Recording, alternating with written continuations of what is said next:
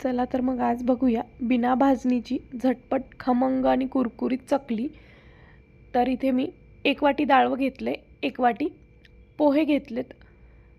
रेग्युलरच पोहे आहेत हे. मिक्सरला लावून त्याची पावडर करून घेतली.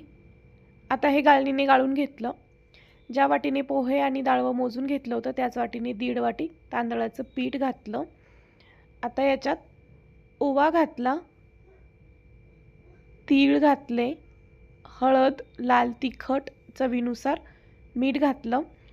4 चमचे तेल गरम करायला ठेवलं होतं. कडकडीत गरम झाल्यानंतर याच्यामध्ये तेलाचं मोहन घातलं आणि हे तेलाचं मोहन छान पिठाला लावून घेतलं.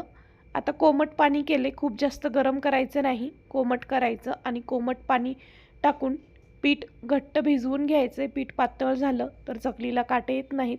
छान चकलीला काटे येण्यासाठी म्हणून पीठ घट्ट भिजवायचं.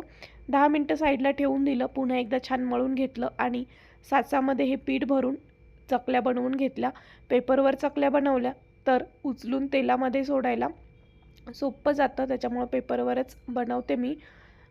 तेल चांगलं गरम झाल्यानंतर चकली तेलामध्ये सोडून छान कुरकुरीत होईपर्यंत आणि छान रंग येईपर्यंत तळून घ्यायची.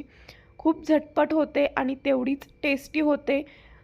संपेपर्यंत जशास तशी कुरकुरीतसुद्धा राहते. नक्की बनवून बघा.